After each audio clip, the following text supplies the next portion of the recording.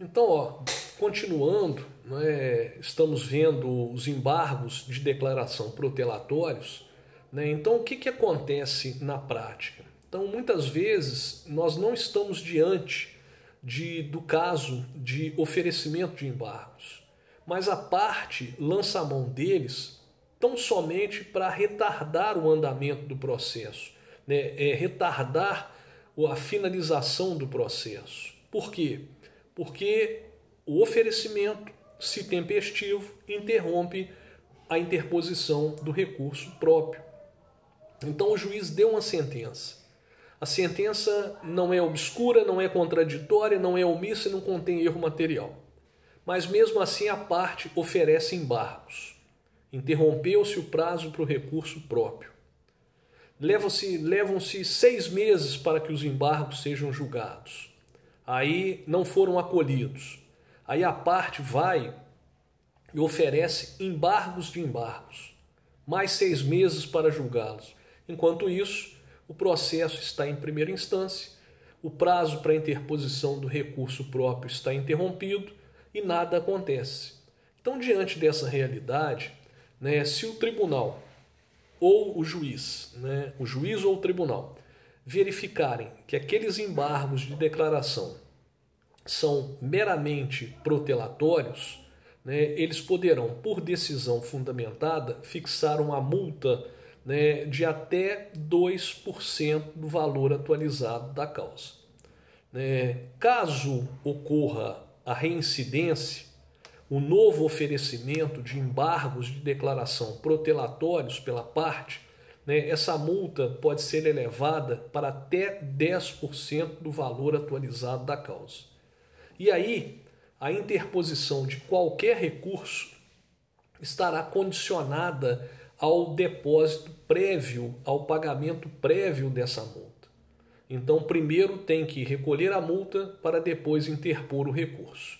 E no caso ainda de 2 embargos anteriores terem sido considerados protelatórios, a parte ficará impedida de interpor novamente o recurso de embargos de declaração.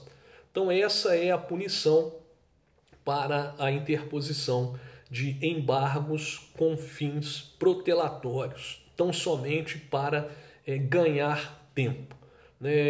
Todos os senhores acompanharam aí, julgamentos recentes pelo Supremo Tribunal Federal, né, de embargos, de embargos, de embargos. Então a coisa não tem fim, não finaliza. Então é exatamente por isso que existe a previsão destas sanções. E finalmente, para encerrarmos o tema, nós temos que estudar, né, os embargos declaratórios com finalidade de pré-questionamento. Conforme os senhores aprenderão adiante, tanto para interpor um recurso especial para o STJ, quanto para interpor um recurso extraordinário para o Supremo Tribunal Federal, é necessário, né, pré-questionar a matéria objeto deste. Ou seja, é necessário que a questão federal ou a questão constitucional sejam enfrentadas diretamente pelo tribunal, pelas instâncias ordinárias. Se não houver esse enfrentamento direto da questão, o recurso especial ou extraordinário não será admitido por falta de pré-questionamento. Então, o que fazer diante de uma decisão do tribunal omissa? É necessário interpor o recurso de embargos de declaração para poder, né, enfrentar, né, essa omissão. Então, olha só, o STJ, através da súmula 98, entendeu que não se constituem em protelatórios, então, portanto, não há abuso do direito de recorrer por parte do embargante a interposição de embargos com finalidade de pré-questionamento. Então, não cabe aplicação das multas previstas no 1026, parágrafo 2º e parágrafo 3º. Agora tem um detalhe, né? E mesmo tendo sido interpostos embargos, se o tribunal não enfrentá-los, né? O que vai acontecer nesse caso? Você interpôs os embargos e não houve o enfrentamento da questão. Então, diante disso, no passado, né, essa situação ela era bastante complicada, porque tinha a súmula 356 do Supremo e a súmula 211 do STJ, que entendiam o seguinte: se a despeito da interposição dos embargos, né, em linhas gerais era isso, né, a questão federal ou constitucional não foi enfrentada, não cabe recurso especial, recurso extraordinário. Mas isso hoje acabou, né, porque o artigo 1025 do CPC ele passou a admitir o pré-questionamento ficto, né, significando dizer o seguinte, né, ou seja, né, interpostos os embargos de declaração, né, ainda que eles não sejam apreciados pelo tribunal, considera-se pré-questionada a matéria. Então é isso que significa o pré-questionamento ficto. Para encerrarmos, né, eu me lembrei de uma questão aqui e vou colocar ela, embora a destempo, que quando falei dos efeitos infringentes dos embargos, eu me esqueci de um detalhe muito importante.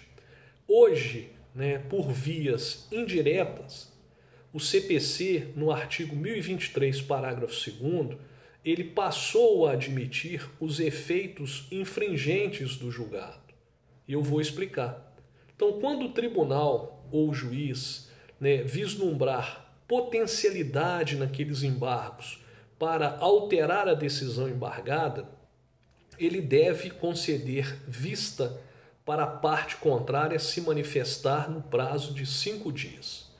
Então, o novo CPC nada mais fez do que incorporar uma regra que já era aplicada pela doutrina e pela jurisprudência, em respeito à garantia constitucional do contraditório e da ampla defesa. Então, a parte adversária ela não pode ser surpreendida com a modificação da decisão sem que seja dada a ela a oportunidade de se manifestar.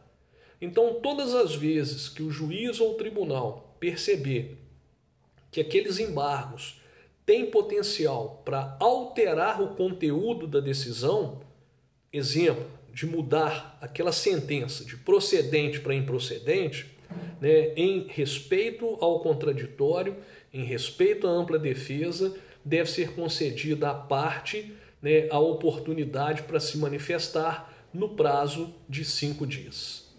Em linhas gerais, é isso que tínhamos para falar sobre os embargos de declaração. Um grande abraço para todos.